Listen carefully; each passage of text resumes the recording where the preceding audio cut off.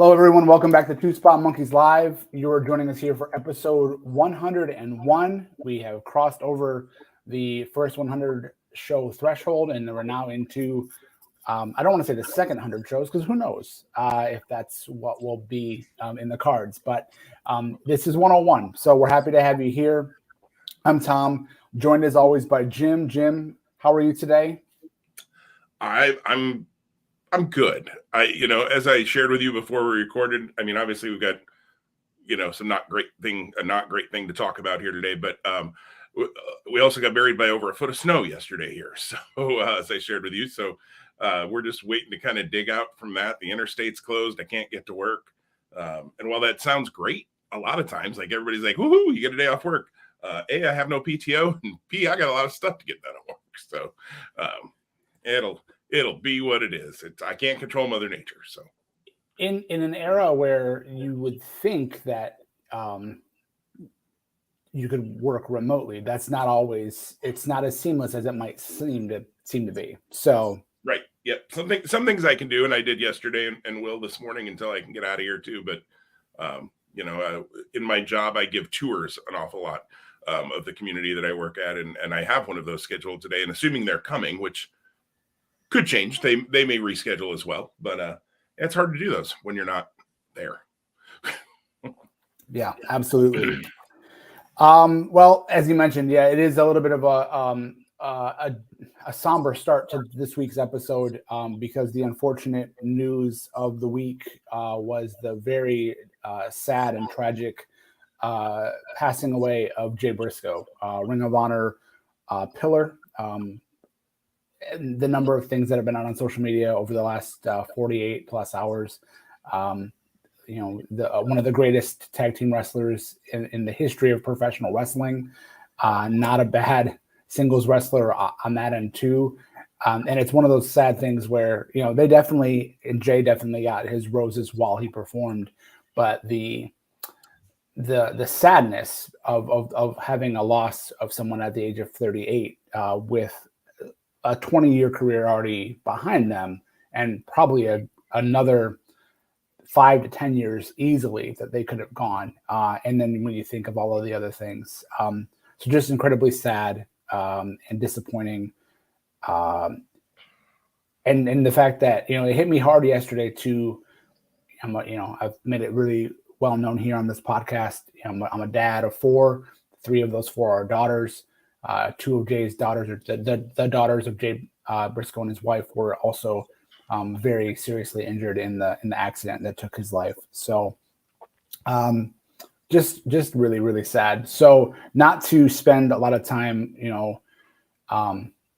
in that space, because that there's enough of that. And, if you're the type of person that pray for the Briscoe family and the recovery of those girls. I think today we just wanted to at least start the episode acknowledging this, and then just spending a few minutes with positive, good memories of our fandom of Jay Briscoe. Yeah, I mean, I've shared numerous times here on the podcast. I run a trivia company, and Tuesday night I was running trivia, so I wasn't on social media until about 9:30 my time, maybe just a little after. And as I got in the car and was warming it up and getting ready to head home, and I happened to open Facebook before I left, and saw that our friend Annette had posted in our mutual friends group that we're a part of on there.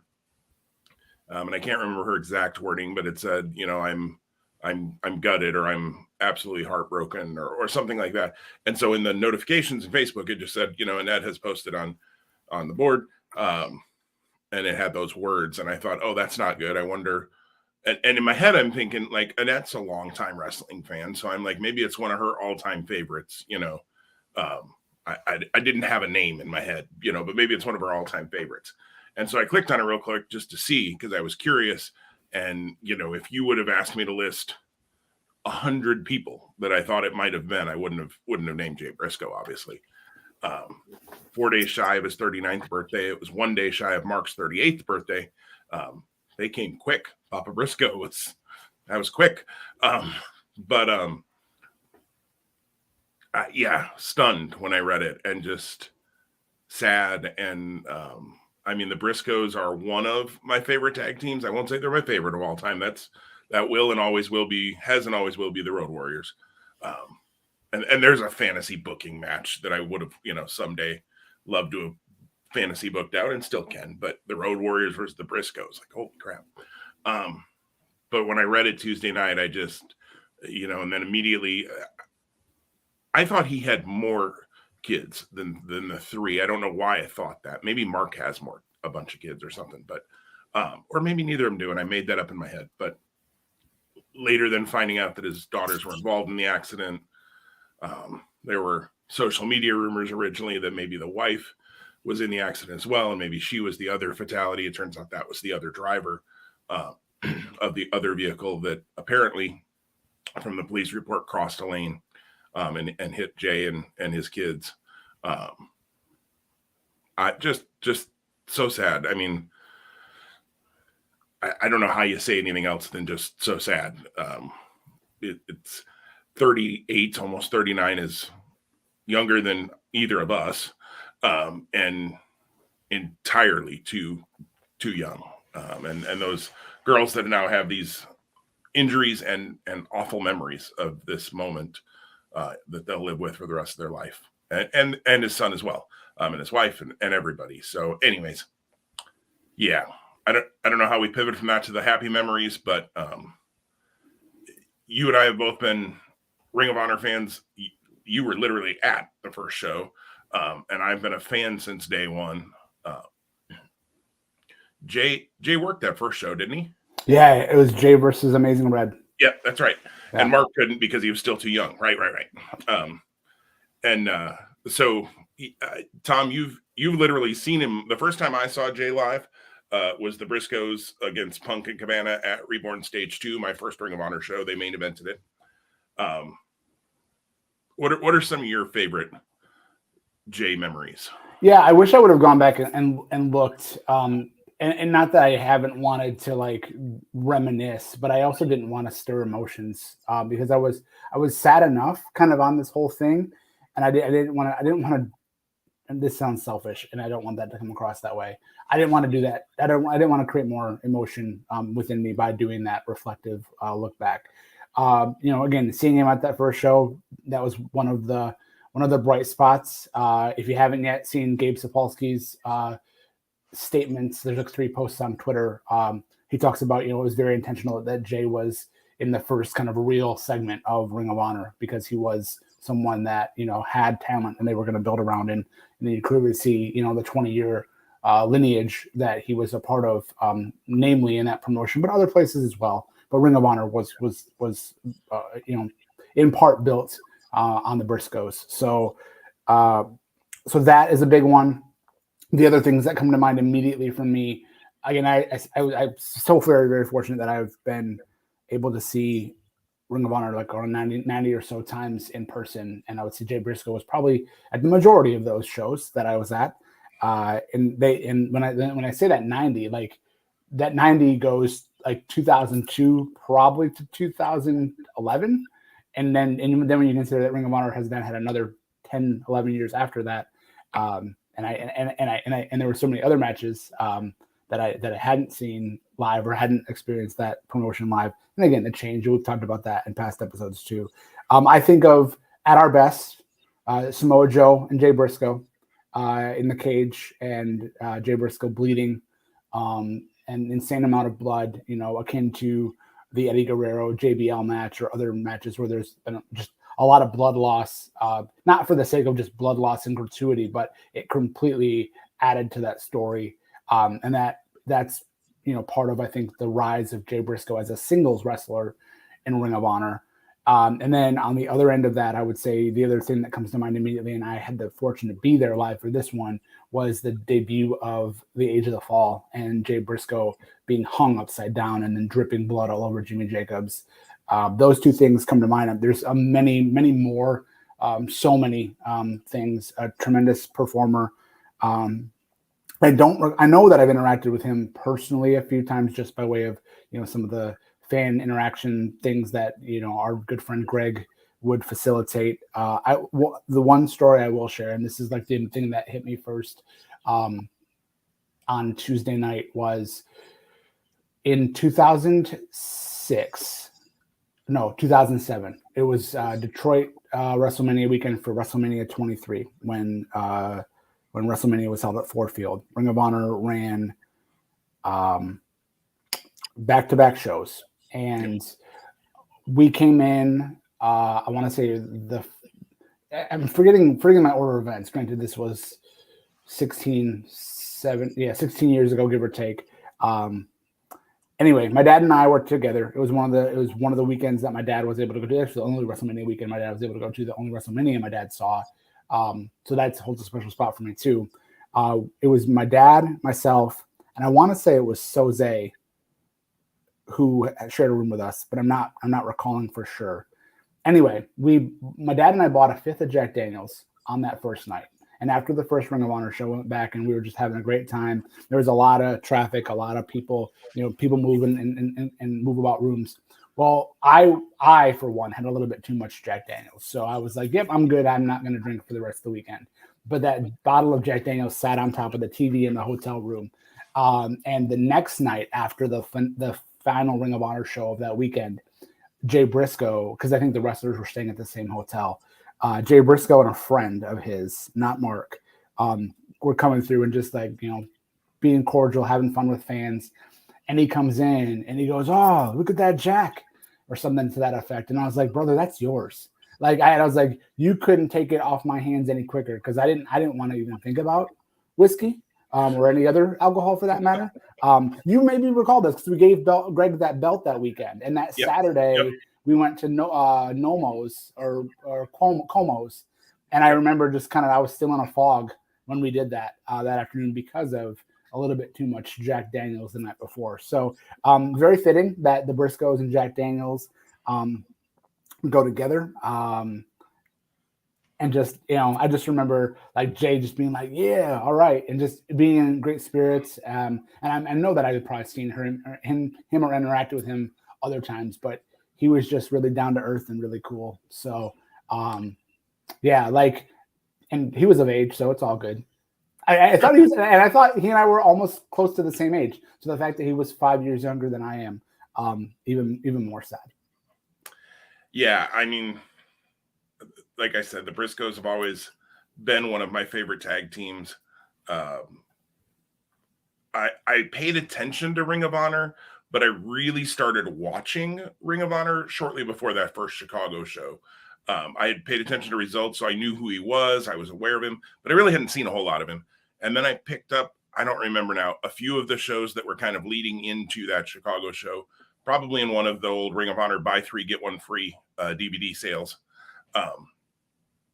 I made great use of the buy 3, get 1 free DVD sales over the years with Ring of Honor. I would wait and buy shows, at that or buy them at the venue, because they usually did that sort of deal there too. And I can't tell you now. I wish I could remember which the first shows I bought were, so I could tell you which matches I first saw. But you couldn't help but immediately be taken by Jay's ability in the ring, and over the years how his character evolved. I mean, Jay Briscoe at Era of Honor Begins was almost an amateur wrestler kind of character. I mean, he wasn't the redneck crazy guy that he eventually became, which of course got him in a little trouble later on in the years as well. But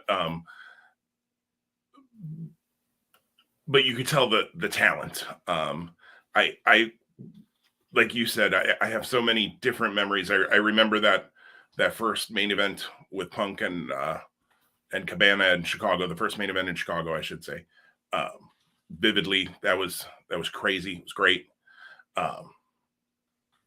If I wasn't a Ring of Honor fan before that, I was, or I wouldn't have gone to the show.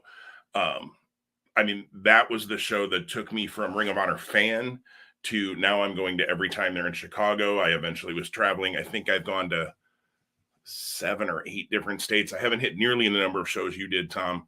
But I'm probably in the 50 range. I used to have a list, years ago on a computer of all the shows I'd been to.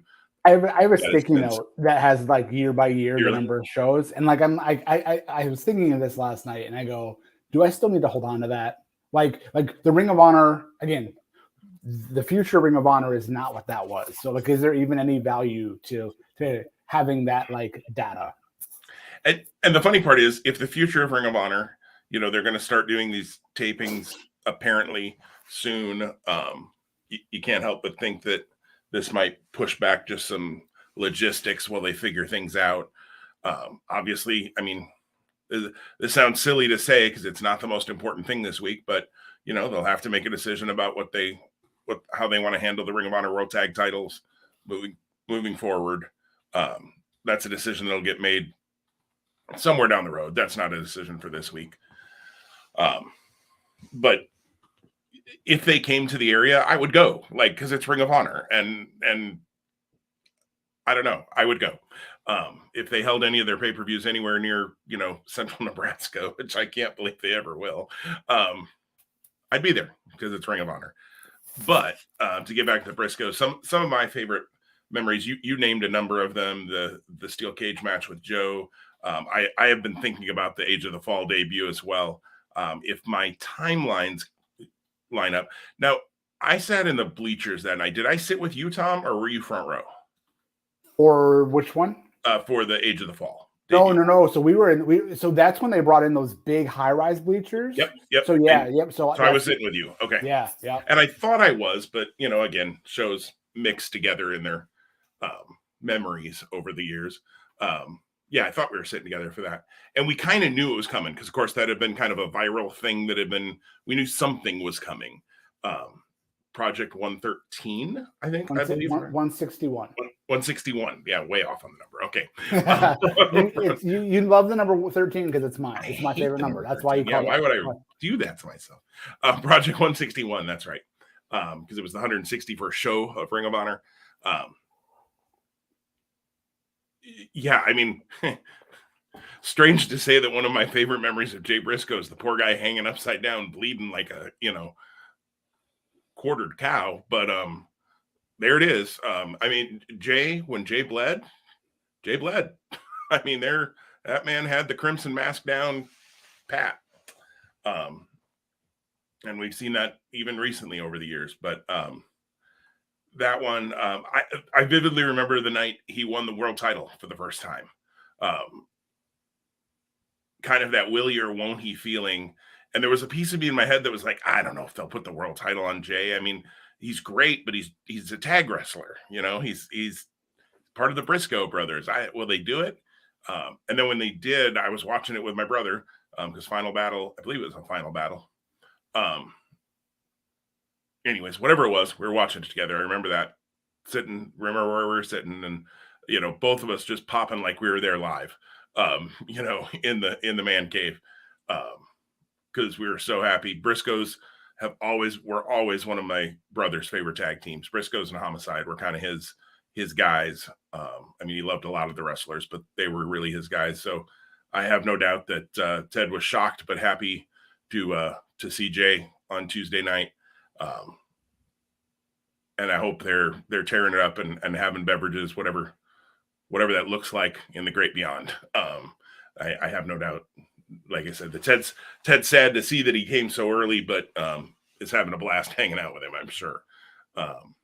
Like you, there are certain wrestlers that along the years in those fan gatherings and things, spent a little more time talking to. Not that I would expect any single one of them to remember who in the heck I am. If somebody said, you know, Jim Fields to them, I don't think any of them would know who that was. I think if I walked up to any of them at this point, especially with the number of years that have passed, I wouldn't expect any of them to even be like, oh, hey, except Kerry. Kerry seems to remember me, but I also think Kerry acts like he remembers everybody because he's really good at that. But I do think Kerry at least remembers that I'm a Ring of Honor fan. Whether he remembers my name or not, I don't know. But I did interact with Jay a few times. Pretty sure in New York, the Final Battle where Homicide won the title, at the after party, chatted there. I remember at Rose's a couple of different times after shows. One time in particular, and Jay was there, but I think I was talking to Mark a little bit more. And we were talking about a fan. I won't name the fan so as to not call anybody out. It wasn't somebody necessarily in our group, but it was kind of a fan that people knew of on the message board and on social media and that sort of thing. That person and I knew each other through computer. We've never met face to face. They were a rabid Briscoe supporter, and I asked the Briscoes about that fan. I remember, I think it was Mark, but Jay was there and was definitely agreeing. Said, "Oh, he's intense. He's intense." And I remember Jay and Mark just kind of having fun with that. The thing that I think has been very, very cool to read. I don't know if you've seen Kevin Owens' statement. Yeah.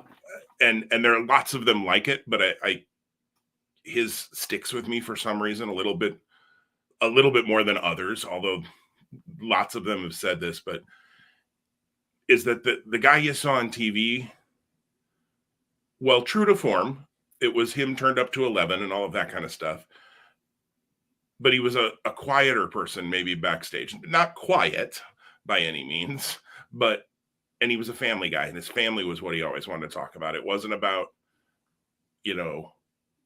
what were they going to do in the match, although they talked about those things. And I love that the first time Steen and Generico worked with the Briscoes, Jay's comment to Kevin was, well, let's go kill it. And they did. I mean, how many, I like you. I was home yesterday because of the weather, as I mentioned. My wife has the flu, so she was sleeping much of the day. So I kind of had control of the TV, I guess, for lack of a better word. And a number of companies have put Briscoe matches out on YouTube for free over the last 48 hours. And I almost loaded a couple of them, and I was in the same spot as you. So I totally understand what you were saying, Tom. And I don't think it was selfish to say it either. And you made that comment, and I kind of shook my head. Everybody grieves in their own way. And we're not at all saying that our grief is even important in the grand scheme. However, to each person, you have to grieve in your own way, and you have to deal with those things.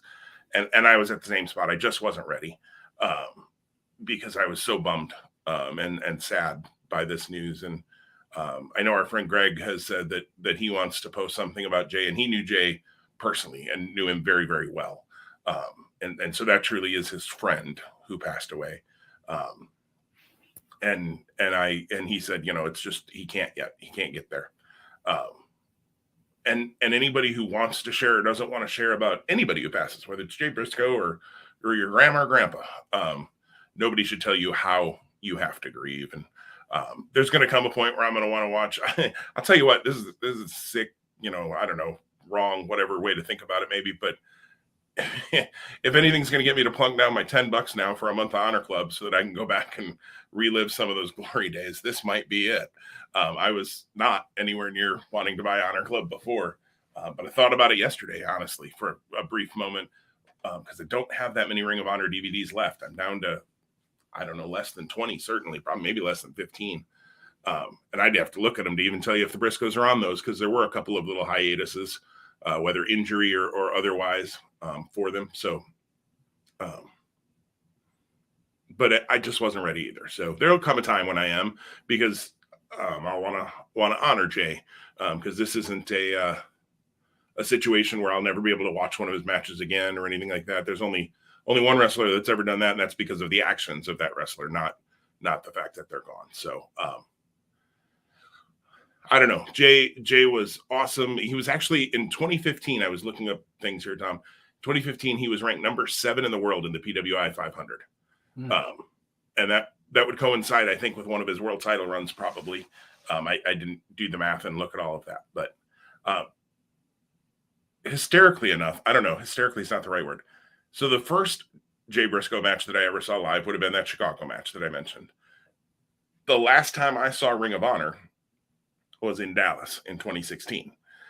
So I just pulled up Supercard of Honor because I couldn't remember what the match was, or even if the Briscoes were on it. They were. I figured they were. But so the match, the last time I saw Jay work live, he was actually in an 8-man tag at Supercard of Honor this, part of this, I don't remember some of these matches, but it was the War Machine, Hanson and Rowe, along with the Briscoes. That's a team right there, if ever I've heard one. And they took on the Beer City Bruiser, Kenny King, Rhett Titus, and Silas Young. Now, there were 2 shows that weekend. Did we go to? We were together for much of that weekend. Did we go to both of those shows? Was there a reason why we didn't go to both? I don't remember. So the other one that weekend, so that was Supercard of Honor, and the other one was a TV taping. Okay, because they call it Supercard of Honor 10 Tag 2, which is, I don't know why it's called Tag 2, but it was the next day. The next day, okay. Yeah. And that match is certainly very sexy on paper. Yeah, but now that I'm looking at that one is. I only remember going to one, but that would be odd. Like that there would have been 2 Ring of Honor shows and I didn't go to both. There was a lot going on that weekend, and there was whatever you want to call them, Dragon Gate USA, Evolve, whatever, WWN. That's when Kota Ibushi was in that weekend, and that was a big deal. Right. So, and there may have been an overlap. That might be. Although now that I'm looking at this, I think I was at this second show because there are a couple matches there that look familiar to me. Isn't it sad when you've been to so much wrestling in your fandom that you forget what shows you were at? And is it bad that one of the things I'm looking at, I'm like, oh yeah, Donovan Dijak versus Will Ferrara. That sounds familiar. How is that the match? Oh boy. I don't know why I just have, now that I see it in front of me, and Bobby Fish, Roderick Strong is probably the one that does. She's Annette, I say she, but you knew who I would have been meaning when I say she. Annette commented and said Gabe was running stuff at the same time as the afternoon show. So yeah, I think maybe I did only go to one because I went to almost everything Evolve was doing that weekend, WWN, because they had Ibushi, they had Ricochet, Ospreay was there. That was loaded. Chris Hero, yes. Zack Sabre Jr. Had a last man standing or falls count anywhere or something match, and I was in the front row, and it's right in front of me, and it's great. Anyways, that's not what we're talking about. Thank you, Annette. That helps sort through things in our somewhat foggy 7-year ago memory. I don't know. Anything else you want to share about Jay, Tom? I know we've got a little bit of a time, and we're going to move on. Nothing other than I really my heart goes out to his family, number one, and then every one of his friends and anyone who's worked with him who's having a hard time, and understandably so, not just this week but beyond. And all of the stuff that will come, like in the wrestling world, is minute in relation to the personal relationships that are now no longer able to go in the same direction because he's not with us. Yeah, and I do have to say, AEW apparently after the Rampage taping last night taped a tribute show for Jay with some matches and I'm assuming videos, and they're putting that together. And it will go up for free on Honor Club. I think people jumped Tony Khan's crap a little bit when he said it was going to. He said for free on Honor Club in his original tweet, and I don't think people read it appropriately. And so he re-clarified and said not behind the paywall, for free, and it will also go on the Ring of Honor YouTube. Maybe in hindsight, he should have said it'll go on the Ring of Honor YouTube, and it will also be available for free on Honor Club, so that maybe a wording switch would have been a little better, but. Social media is what it is, and people are hurting. Okay. I was a little disappointed, to be perfectly honest, that they didn't do more on Dynamite. They mentioned it throughout the show at different times. They had the black armband. Almost everyone had the black armbands on. In fact, it almost became noticeable when somebody didn't have one on. And I tried really hard not to be like, oh, how come you don't have one on? But I felt that way a little bit. But some of those wrestlers probably didn't know Jay very much at all. So to just wear one because you're, kind of virtue signaling and everybody else is wearing one, I can understand if somebody was like, you know what, I'm sad about it. I didn't know him, but I feel weird about wearing this armband because it makes it seem like I had a relationship I didn't. I would understand that. I just thought at least, and I'm sure they do the 10 bell salute at the beginning of this Ring of Honor show. And I understand he was never in AEW, but AEW owns Ring of Honor. You had the Ring of Honor tag titles featured on your show prominently for months. I wish they at least would have done the 10 bell salute at the beginning of AEW and had it on TBS, and then done the tribute show after. I think that's really cool, and I think it's good that it'll be ROH branded and all of that, because that is who Jay was. But I was and I'm understanding correctly, you did watch Dynamite last night? I did. Okay, so what struck me as being very interesting, aside from the graphic that absolutely had to begin the telecast, the fireworks go off, but there was this considerable pause before Excalibur did the welcome to the show. And in that moment, I thought, oh, are they going to do all this pomp and circumstance with the big fireworks and then have everybody come out for a 10 bell salute? It would have seemed odd to, like, you know what I mean? Right. Like, give us the graphic, have everybody on the stage do the 10 bell, go to the open, and then come back and do pyro. Yeah. Which is what I thought they were going to do, to be honest. Yeah. Yep. I don't know enough to have a strong opinion here. It was just my gut reaction. And I think that you nailed it when you said there's a lot of emotion right now, and understandably so. And a lot of people feel very strongly about Jay Briscoe, understandably, and Tony Khan's, I'm going to use the word responsibility. And I don't know that that's really fair to Tony Khan. Yeah. Yeah. And, some other of our friends were talking about it might have been a Turner decision, and they were kind of lambasting Turner, and we don't know that it was a Turner decision. We do know there was a Turner decision in the past to not have the Briscoes on, but whether that had anything to do with the choice yesterday or not, we don't know. I will say I've seen links to posts with the spoilers from that tribute show. I am not reading those spoilers because I would like to, when I have the time and whenever it goes up, which I assume would be here by the end of the week, probably, if they're going to edit in, you hate to think this way, but if they're going to edit in the backstage sit down memory kinds of things that we've seen on WWE tribute shows before when people have passed, that'll take a little time to edit and, get everything together. I would guess it'd probably be up today or tomorrow, to be perfectly honest, because they've got plenty of people that can do those things. But once it goes up, I want to be able to take whatever time it is, whether it's an hour and a half, 2 hours. I have no idea. They haven't said, but my guess is match-wise won't be more than about an hour, because that was a long night last night for Fresno, because you would have had Dark Elevation, then you would have had 2 hours of Dynamite, then an hour of Rampage, and then whatever they recorded for the Jay Briscoe show. The benefit, though, it was in California, so they actually, so like their night probably wasn't as long. Like they might have been done by 10 p.m. Where like my number of hours, though. Long night hours wise, for sure.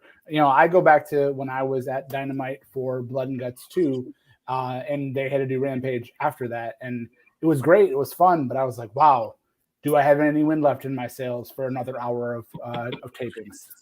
Well, and especially after a match like Blood and Guts. Yeah. Anyways, so to put a bow on this, because there's no good way to end this and transition to anything else. Thank you to Jay Briscoe for years of entertainment. Our prayers and our thoughts, as Thomas said, go to his wife, Ashley, his daughters who are still in the hospital, apparently, his son, everybody connected to the Briscoes, everybody in the wrestling world connected to the Briscoes, friends, family. There's as his wife posted yesterday, they've got a long, long road ahead of them, and they do on so many fronts, because you have the loss of Jay, you have the injuries to the girls and their recovery, and just the trauma of it all for everybody. If you are a good thoughts or praying kind, the Briscoe family is going to need that for a long time. So don't just pray for him today, but keep that up, because they're going to need it for a long time. So there's no good way to segue out of something like that. So we just do it. And again, and that's the thing. We don't have to make any excuses for it. The real reason we were going to get together this week We have a taping conflict, recording conflict later in the month. So we were going to spend time today talking about our Royal Rumble picks to kick off our head-to-head for the year. And again, that can live in the same space as our thoughtful and heartfelt response that we gave to Jay Briscoe. So we are going to move on to head-to-head, kicking off 2023. I always seem to go like 22, 23, like a program year, school year. My brain is wired that way. No, this is the 2023 Two Spot Monkeys head-to-head, section 1. Section 1. There you go. January through June, July through December, also known as Tom's Hopeful Redemption. Yes. Well, no, actually. For you, yes. For me, no. Yeah, and so a caveat to this. We're going to make our head-to-head picks today. Obviously, we are about a week and a couple of days before the show. Normally, we make these picks a day or two before the show. So we will update on Twitter the end of next week if there are any changes to these picks. So we're going to make our picks for now, but we are allowing ourselves the ability as things play out over the next 8-9 days before the Royal Rumble to edit these picks because things definitely can change in the last week before a show like this. So we're going to make them, but they have an asterisk next to them. We're going to try to keep with them, but chances they could change. My guess is that's more going to be Rumble related, and we won't add picks in this case for any new matches that get added moving forward, because there could be in fact I would guess there'll be at least one more match probably, because there's 5 right now.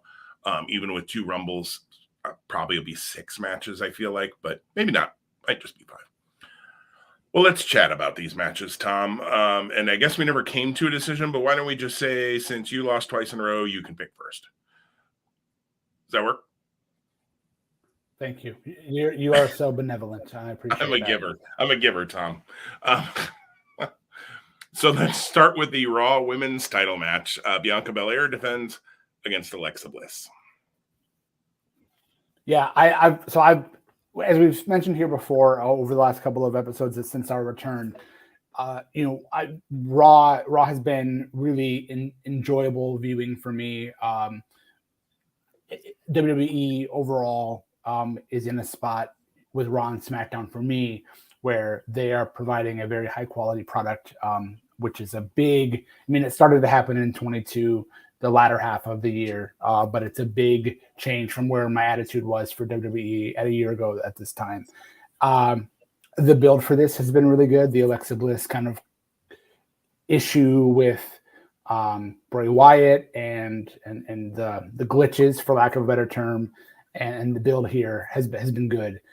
So it's a strong challenger in my opinion, and it's in a way it's wrestling 101. It's you've got Alexa, who is a heel, but she's kind of also not a heel. Like, it's kind of weird. It's conflicted in a way, but she's done enough to make you, as a fan, I think, want Bianca Belair to get revenge and to come out on top as the babyface. So my pick is Bianca Belair because I can't see the title changing here. But again, we're going to be entering WrestleMania season with this being the kickoff. So who knows? If Alexa Bliss comes out of this as the champion, I would go, okay, very interesting, very cool. It would change my kind of thoughts about what comes next, and of course the Royal Rumble and who comes out there as champion. I don't think that happens. So Bianca Belair to retain is my choice. Yeah. I really like what they're doing with Alexa. I think this is a lot better than when Alexa was connected to Bray in the past, and the dark circles around the eyes and almost turning her into the doll Lucy or whatever it was. What was the name of that doll? Am I right? Was it Lucy? I don't think so. It doesn't feel right when I say it, but anyways, the doll. We all know who I'm talking about. I like this version of this story, for lack of a better word, this adaptation of this story better, because Alexa doesn't look like a cartoon character. But Lily I'm with you. Lily is Lily, Vidal. that makes more sense. Lily, yeah.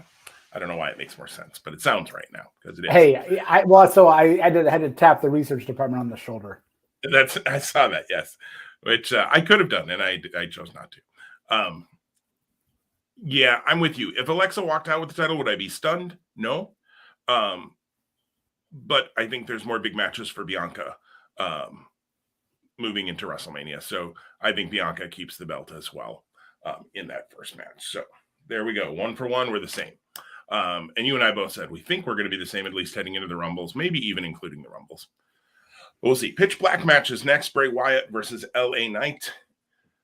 If you go through all the stuff you've gone through building the Bray Wyatt return, and you have him take a loss to LA Knight in his first match, you have lost your marbles, Triple H. Ain't no way LA Knight's winning this match. Sorry. And I like LA Knight. You know that. I've been a fan of LA Knight for a long, long time. I like that he's involved in something that matters. This is way better than Maximum Male Models. That was just stupid. And changing his name was stupid. And stupid. Everything they did before was dumb. And not everything they do now is perfect, but this is a lot better. But there's no way Wyatt loses this match. I actually wouldn't be totally stunned if this actually doesn't have a total finish. And like part of the Pitch Black is it just everybody disappears at some point and you're left wondering, but I don't think they'll do that on a pay-per-view. Well, what's the concept other than Mountain Dew's a sponsor? Can you help me? There's that, right? And LA Knight is doing Mountain Dew commercials. I'm really glad Bray Wyatt isn't doing them because that would be a little weird. I mean, yeah, it's obviously promotional co-sponsorship, whatever, cross promotion. They haven't said what it is. LA Knight has said in an interview somewhere that I read that his understanding is it's a street fight with some darkness elements, but he doesn't really know beyond that. I'm not sure they know. I think they threw this match name out there and are figuring it out along the way. I could be wrong. Maybe Triple H has already got it, all figured out. But for purposes of this and head to head, Bray Wyatt without question. Yeah. So again, this is where I go. The weekly reminder of Tom doesn't watch SmackDown like he wishes he could.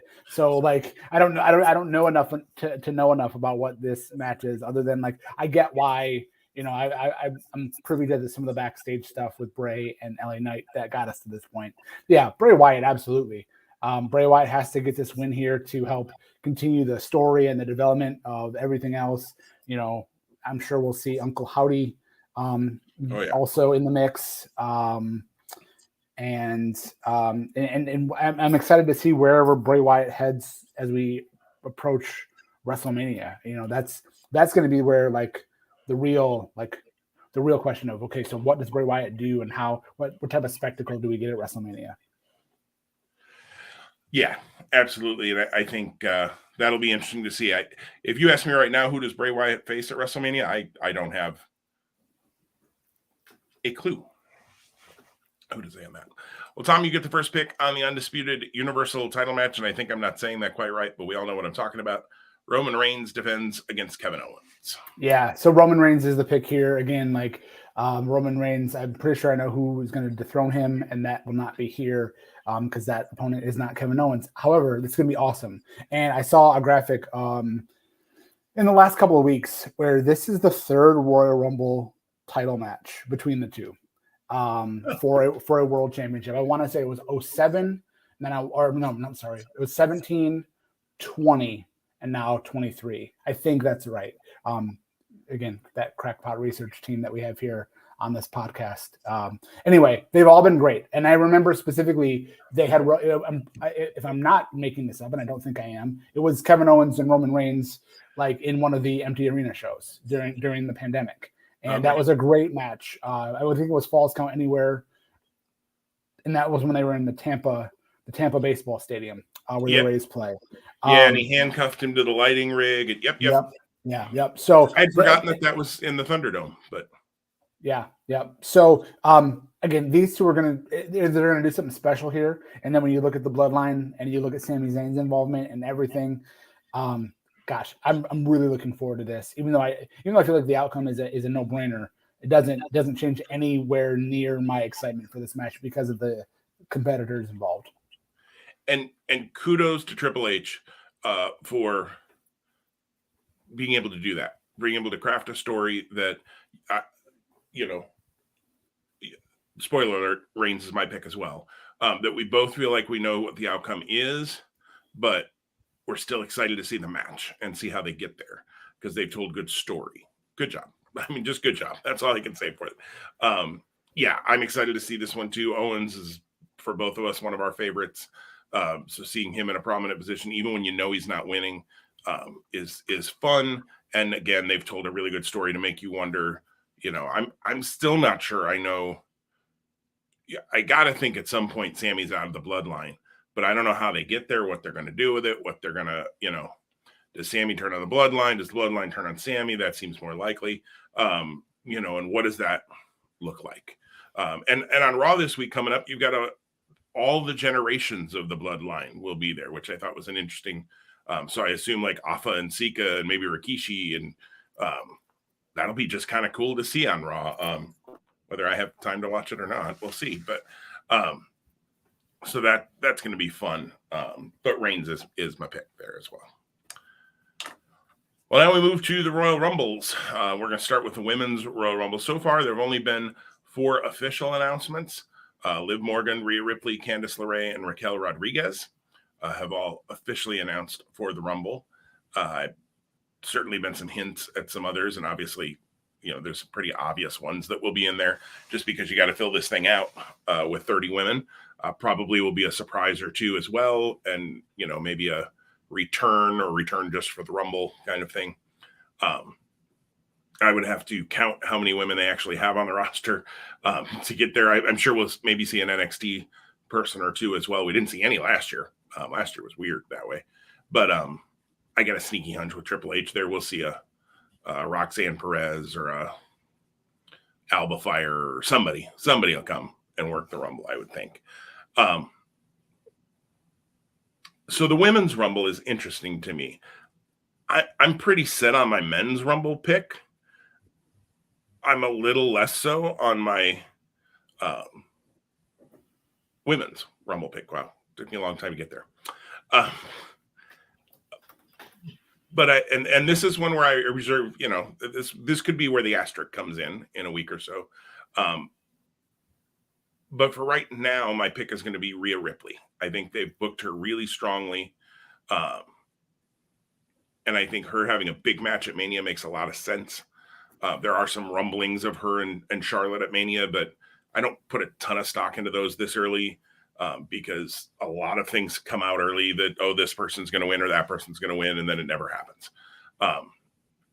And I also know that Triple H has apparently shaken up some of the WrestleMania stuff because so much of it was leaked that he wants it to feel big and not like, oh yeah, we all knew this was coming all along. Which does make me pause on my men's Rumble pick too, but we'll get there in a minute. For fun, we're going to pick the final 4. We're not being scored on this in this case. In our fantasy wrestling league, we do score that. But in this case, we're not, but we're going to just pick them from. So obviously Ripley's one of my final 4. She can't win it if she's not there at the end. So that's an easy one. And I'm going to say, I think Ronda Rousey is in the final 4. I think Raquel Rodriguez is in the final 4.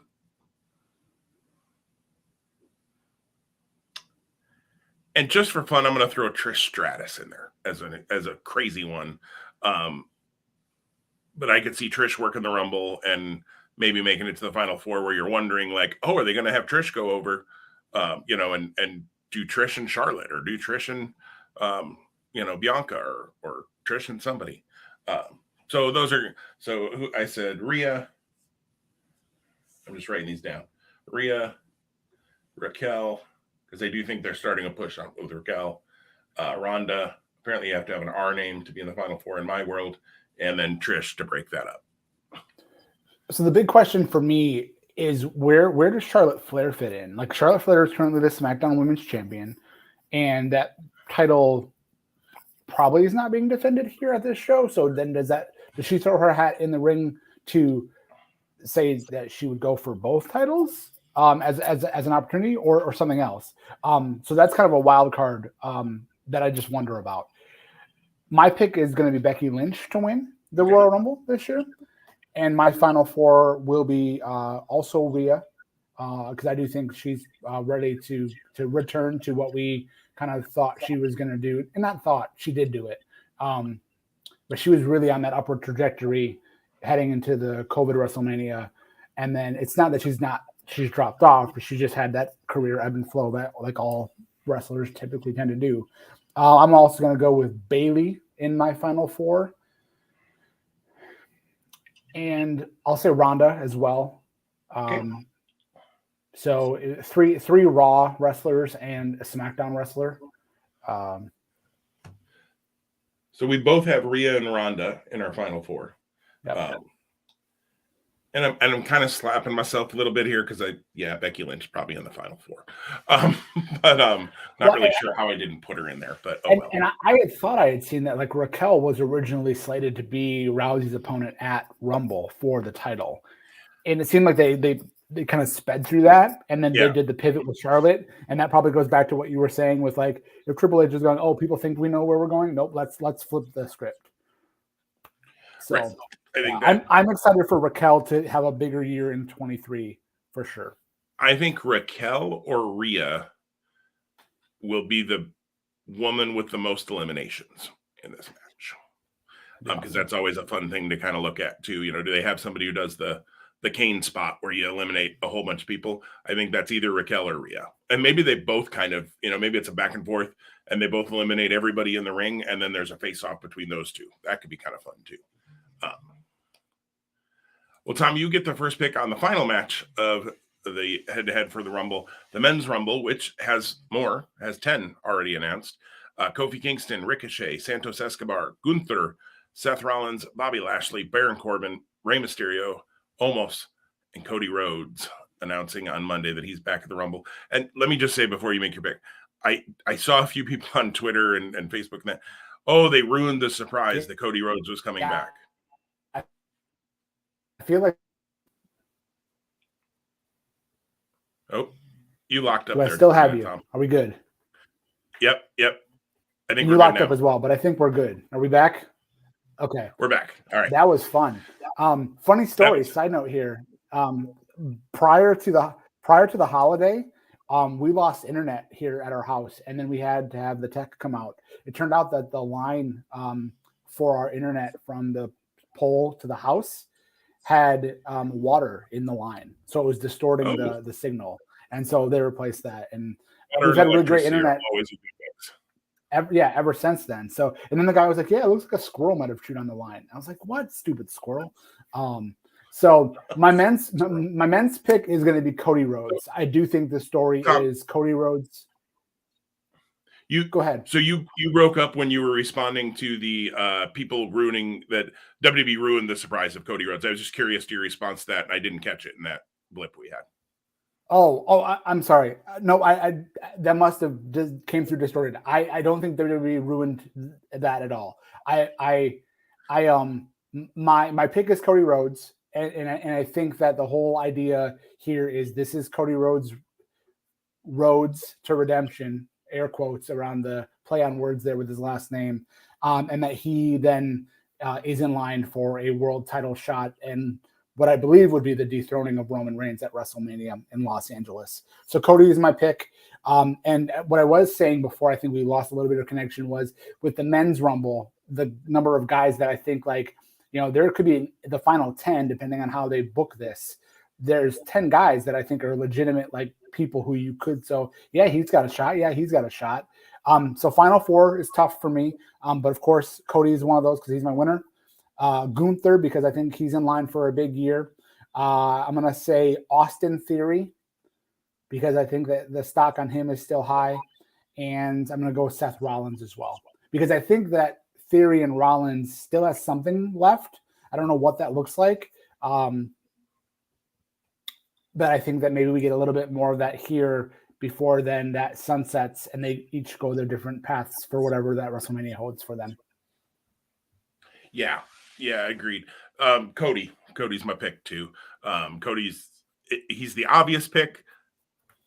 So could I see them zigging where we think they're going to zag and they get a different way to Cody? Cody wins the Elimination Chamber for a shot at the title or something. Although there was a rumor that the 2 Elimination Chamber matches were going to be for the U.S. and Intercontinental titles, which I think is an interesting idea if that's the way they do go for Elimination Chamber. But that's a conversation for February. Yeah, Cody is my pick. I think he's the obvious pick, but sometimes the obvious thing's the right thing to do. And I think Cody returning and getting the big win just makes a ton of sense. I fully agree with you. The WWE did not ruin the surprise. Everybody and their sister knows Cody's been coming back. They've been running videos for Cody, so you knew the return was coming soon. Otherwise, they wouldn't be running them. They haven't been running videos the whole time he's been recovering. They started running them recently. There was a reason. He's coming back. Oh, look, the Royal Rumble's coming. I wonder where he might come back. Yeah, he's still going to get a crazy big pop when he comes out. It's not like they ruined that pop. It's going to be enormous. Everybody and their sister knew Cody Rhodes was coming at WrestleMania last year, and he still got a crazy pop. So, yeah, Cody's the pick. My final 4, obviously Cody. I also have Seth Rollins in my final 4. I also have Gunther in my final 4. So we have 3 of the same 4. But I don't have Theory, although I wouldn't be shocked. I think you're on to, your thought process is good there. I have Sami Zayn because I think that could play out into the Bloodline storyline as well. Like Sammy's going to try to win it. And in fact, Annette just said no Sami Zayn in final 4. I have Sami in the final 4. So Annette, you and I are on the same wavelength. Tom is off on his own island with a good pick though in Austin Theory. I wouldn't be shocked. Although if Vince was doing, the problem would be here's the problem. Austin Theory gets into the final 4, and everybody's going to freak out and say that Vince McMahon is back in charge of creative, because that's what the internet does. And don't get me wrong, Vince needs to stay away from creative. Like we kind of talked about that last week, and Annette just said, "Never mind." I am on an island, the island of relevancy. Island of relevancy, yes. Like your tribal chief. Where you picked absolutely no Bloodline members in the final 4. But that's okay. Nobody's counting. Yeah, it's okay. Roman would be upset with your pick. I love the idea that Sammy is in the final 4 or gets close, even final 2. And maybe the Usos come out to go, what are you doing? And that's what causes Cody to throw out Sammy. Like you're going to just build that pop eventually for Sammy going babyface to be that much greater if that were to play out kind of in a way such as that. And I think I've said this before on the show, the only other person besides Cody I can see dethroning Roman, and I don't necessarily see it, but the pop would be insane, would be Sami Zayn. Because of the incredible storytelling they've been doing with that story. If Sammy somehow, and it would be a short-lived, I'm sure, transitional, whatever, it would kind of be like the Homicide Ring of Honor title win. Like the story would be in the match and the chase, not in the reign. But that would be, I actually think the pop would be louder for Sammy than Cody winning, just because it would be so kind of unexpected. And I do think at WrestleMania, Cody ends up winning both titles or one. There's a lot of rumors about, are they going to split? They seem to be splitting the tag titles because they're running a tournament for the SmackDown #1 tag team contenders, and the Judgment Day are getting their shot at the Raw tag team title. So those seem to be quietly being split. And did you watch Raw? I did not. Okay, just to call out, building on that, Damian Priest very specifically told the Usos he was bringing the red belts back. Yeah, yep. So, I mean, they are splitting those clearly. Could see that with the world title too. That could be interesting as well. And they haven't. I think it's a little interesting. They didn't give a storyline reason why they're doing that. They just kind of started talking about doing it. Like they haven't called them the Raw and SmackDown tag team champions. They've called them the undisputed, unified. I don't know if unified has been used. Unified's been used for the world title, but so hey, kudos to those who drafted the Usos. If they can defend those titles both for a little while in our fantasy league, because now they're going to get maybe more title matches out of that. Although it also means you run the risk of having 2 title loss sets of points. Haha. Haha. Haha. I say for my second to last place spot in the league right now. Well, those are the Royal Rumble picks. Again, we will update on Twitter next weekend if there is anything that we need to alter or change about those. So I'm looking forward to the Rumble. I think I mentioned here before, I will not get to see it live because of a booking out of town for trivia. So I will be trying very hard to stay off social media, and we'll be watching it once we get back to town on Sunday. That's pretty much going to be once we get here. I'm going to walk right downstairs, turn TV on, fire up the Rumble. I love the Royal Rumble. It's one of my favorite matches of the year. Even the bad ones are entertaining to me because I love battle royals, and I just love the whole start of the road to WrestleMania and all of that. So I'm excited. Don't know if we'll see any big surprises. There's a number of rumors of guys from New Japan that WWE is interested in bringing in, but I don't know their contract status as far as when their contracts are up. A lot of talk of Jay White, a lot of talk of Tama Tonga, a lot of talk of Hikuleo. There's a different bloodline right there that you could start with Tama and Hikuleo. But I don't know if their contracts are up prior to the Rumble or after the Rumble or when. So those could be. I've heard a couple of people ask on the Fightful podcast about Nick Aldis. He's a free agent. That would be an interesting one. So there's a few folks out there. Do I think anybody from AEW is? No, nobody from AEW is going to show up in the Rumble. Jon Moxley is not working the Royal Rumble. Stop it, people. Tony Khan is not. No, he's not doing that. Not unless he buys WWE before the Rumble. Right. If he does, oh my goodness, could you imagine the rumors of the Khans? I love that the Khans put out there that they were interested, because let's be honest, it ain't happening. Tony and Chad are not buying WWE. They would have to lead a group because WWE is expected to go for kind of 7, 8 billion. And I think I read that Shad Khan is worth 11. So he's not going to spend almost all of his wealth on WWE. I mean, he didn't get to $11 billion by doing things like that. Now they could lead a group, but it ain't going to happen. But what they did was all those stories out there about the WWE sale, they got the letters AEW into those stories because, rival promotion AEW owners, Tony Khan and have said that they're interested as well. So all of the stories that are out there, they just got their brand in front of people.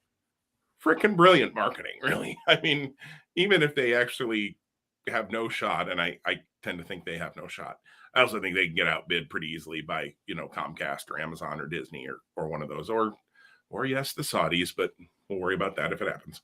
I think it's smart. It got their name in front of a lot of people. So they're not dumb. You don't get to be a billionaire by being dumb. I mean, that's just,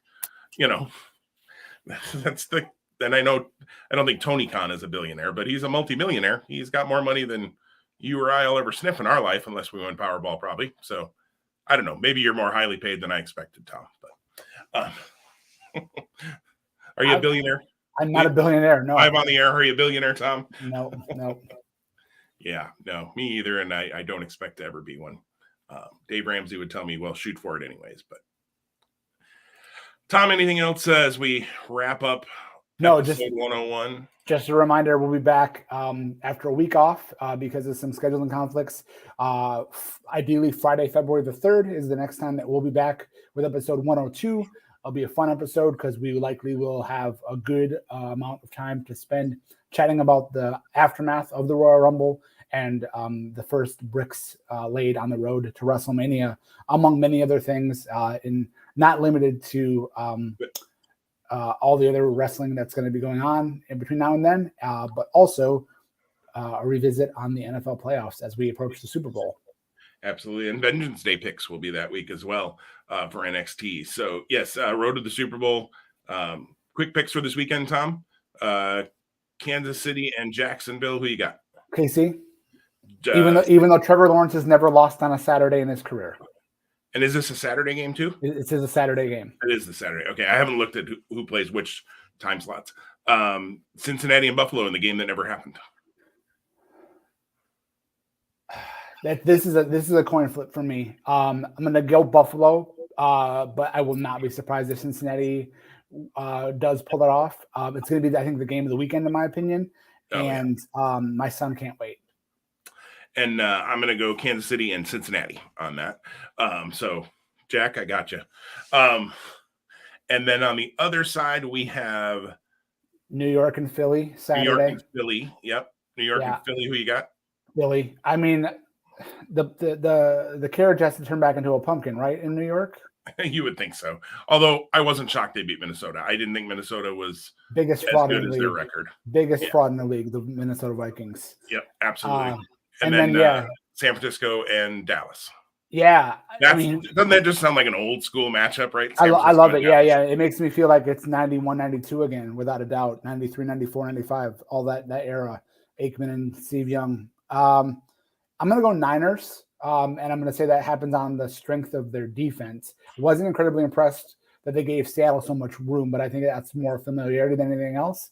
And I think that Dallas just had a great game on Monday, for them to replicate that 6 days later and on the road, too hard. Yeah, and I'm going Philly and San Fran as well. San Fran is my dog in the race. We've shared before. My brother was a big Niners fan. So since he's been gone, they're not my number two. The Saints are my number two. But when it comes to playoff time, if the Bears aren't in it, and gosh knows they haven't been near it in a while, the Niners have been. And the funny part is I can do that for my brother. My mom passed in September. She was a diehard Packer fan. And I can't do that. Can't do it for the Packers. So just as a Bears fan, that is not in me, and she would understand. But they're not in it either, so it doesn't matter. I don't have to make that choice. The Niners, and Niners Eagles, I think would be a really good NFC title matchup. And my heart would say Niners, but boy, I'd have to think about with my head what I was going to pick, because I do think that's a good matchup. And KC against either Cincy or Buffalo, I think would make a really good AFC. Would I love to see the Jaguars keep the almost Cinderella-ish story that they've got going? Sure, but they're running into Patrick Mahomes. That's a problem. So, all right. Well, we will see you all talk to you all in 2 weeks. Back here with episode 102. Tom, it's been a pleasure. As always, bud. Take care. Take care, everybody.